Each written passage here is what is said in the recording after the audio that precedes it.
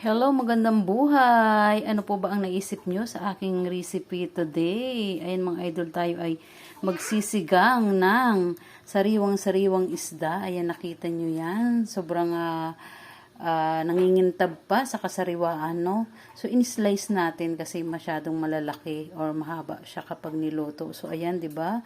Sobrang sariwa talaga. At speaking of mga sahog, ito ay galing lang sa aming taniman, mga idol, ang ating bulaklak ng kalabasa. Nilagyan ko na rin ng konting talbos, no? At sinama ko na rin yung, meron kasing may buko na parang hindi siya tutuloy. So, kinuha, i-try ko siya kung anong magiging lasa niya after natin maluto, no?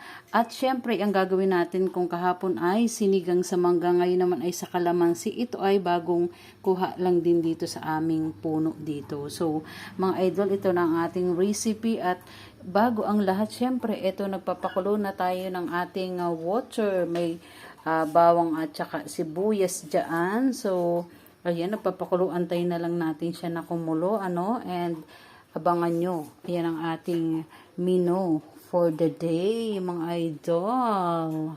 Yan, delicious, fresh talaga yan. Mga sariwang gulay, sariwang isda, buhay probinsya. O, abangan nyo, maya-maya, luto na to mga idol. Wait lang. Ayan na nga pala mga idol. Siyempre, ang ating pinakulong water ay kumulo na, ano. So, inilagay ko lang ang ating isda. Ayan. Actually, marami-rami ang sabaw natin kasi mayroon akong apo dito. So, at saka masarap yung maraming sabaw. So, ayan ang ating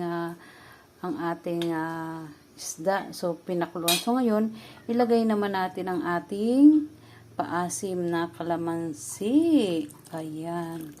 Hindi na tanggal lahat ng buto. No? Pero okay lang yan. Pampalasa din yan. So, ayan. Pakulo-kuloin lang ulit natin siya ng konti bago natin ilagay ang ating gulay.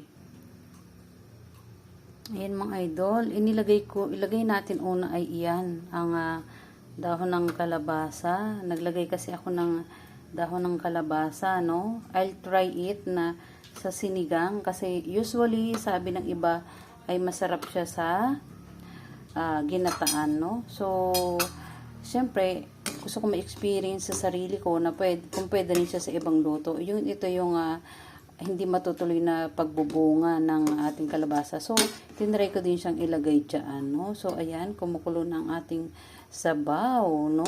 Ayan ang ating gulay na kalabasa. Inuna ko siyang ilagay kasi medyo yung steam niyan mas matigas konti, 'di ba? So, ayan, and next, ang ilagay naman natin ay ang ating gulay na agikway or lagikway. Yan, naalala nyo. Hindi naman tayo sobrang ganon karami ang gulay na nilagay. Ayan.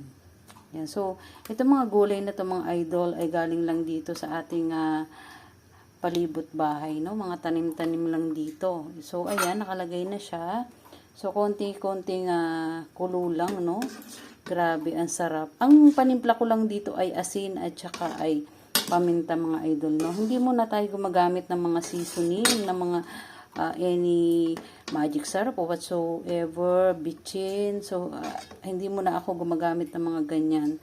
So, ayun ang ating gulay. Siyempre, hindi naman natin siya pwedeng patagalin kasi nga, dapat half cook lang ang ating mga vegetable. So, ngayon, inilagay na natin ang ating bulaklak ng kalabasa, no? So, ito ay may version ko ng sinigang. Ang asim natin ay kalamansi at ang ating napakasarap na bulaklak ng kalabasa. Ayan, 'di ba? Luto na yan. Actually, hindi naman natin siya pwedeng patagalin ng ganong katagal mga idol, no? Ang sarap ng ating sinigang. Oh my God! Oh no, it's yummy, delicious.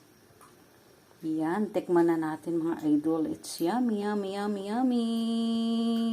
Thank you for watching. Healthy food. Tayo sa mga healthy food. Bye for now. God bless.